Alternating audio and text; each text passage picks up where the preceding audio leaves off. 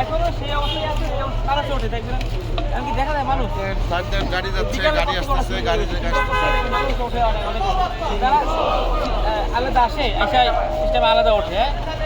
এখানে আমরা শুধুমাত্র আসছি এই শিক্ষাটা নেওয়ার জন্য। সাল্লামের হিজরতে জার্নি ছিল, পথ ছিল কতটা, হ্যাঁ, কত কষ্টকর কিন্তু ছিল। আমরা তখন গাড়িটা আসলে দেখে যাই, উনি এই পাহাড়ের পথ বাড়ি দিয়ে দিয়ে দিয়ে সেই মদিনার মধ্যে হিজরত করছে।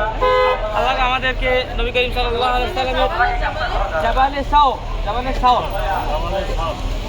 হিজরতের সময় নবী করিম সাল্লাল্লাহু আলাইহি ওয়াসাল্লাম যেই গুহায় 3 দিন অবস্থান করছিলেন, এই পাহাড়ের উপরে অবস্থিত।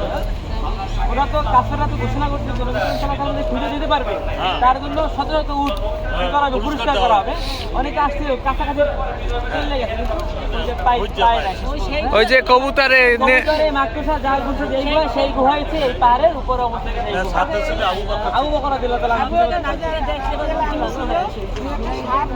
জি জি, এই সাপটা আগে থেকেই ছিল, নবীকে দেখার জন্য স্থির ছিল, কিন্তু দেখতে পারে না। আমি সে বলছে যে সাপটা কামড় দেবে, আবু বকর কামড় দিয়েছে, সেই বিষয়ে সেই গুণাই সহ্য করছে।